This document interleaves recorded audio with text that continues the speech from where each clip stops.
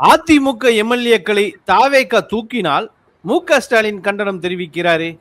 இன்றைக்கு ஏடிஎம்கேக்கு ஏற்பட்டு இருக்கக்கூடிய இதே விதமான ஆபத்து எதிர்காலத்தில் திமுகவுக்கும் ஏற்படலாம். சோ அந்த அச்சத்தின் அடிப்படையில் தான் ஸ்டாலினும் ரியாக்ட் பண்ணி இருக்கிறார். ஒரு ஸ்ட்ராங் ரியாக்ஷன் ஸ்டாலின் வந்திருக்கு அப்படின்னா அது ரொம்ப சாதாரணமா நம்ம எடுத்துக்கொள்ள முடியாது. அதனுடைய ஒரு பொலிட்டிக்கல் ஆஃப்ஷூட் இன்னொன்றாக கூட இருக்கலாம். எப்படி அப்படின்னா, இப்ப மெல்ல மெல்ல அதிமுகவுக்கும் திமுகவுக்குமான ஒரு பொது எதிரியாக தாவேகா உருவெடுத்து வருகிறது. இப்ப இடைத்தேர்தல் வருது அப்படின்னா அப்ப 4 தொகுதி இடைத்தேர்தல் நடக்கும். இப்ப 4லையும் ஒருவேளை தாவேகா ஜெயிச்சுச்சு அப்படின்னா தாவேகா இன்னும் பலம் கூடிவிடும். அதை பற்றின ஒரு பார்வை பிம்பம் வேற ஒரு லெவல்ல இருக்கு. சோ இதுக்கு மேலையும் தாவேகாவை ஸ்கோர் பண்ண விடக்கூடாது. அப்படித்தான் 2 கழகங்களுமே நினைக்கும். சோ தங்களின் பொது எதிரியான தாவேகாவை வீழ்த்துவது என்கிற கண்ணோட்டத்துல ஒரு அண்டர்ஸ்டாண்டிங்கோட, ஒரு விட்டு கொடுத்தலோடு இடைத்தேர்தலை 2 கழகங்களும் அணுகலாம். உதாரணமா ஏடிஎம்கே நின்று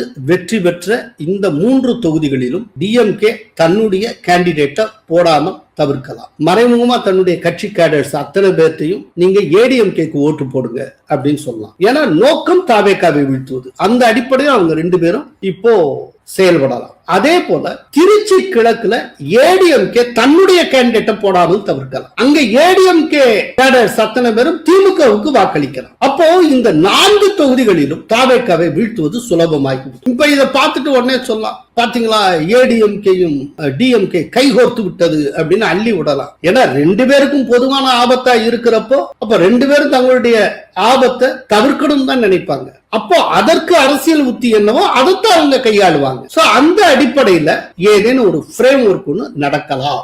அதற்கு வாய்ப்பு உண்டு.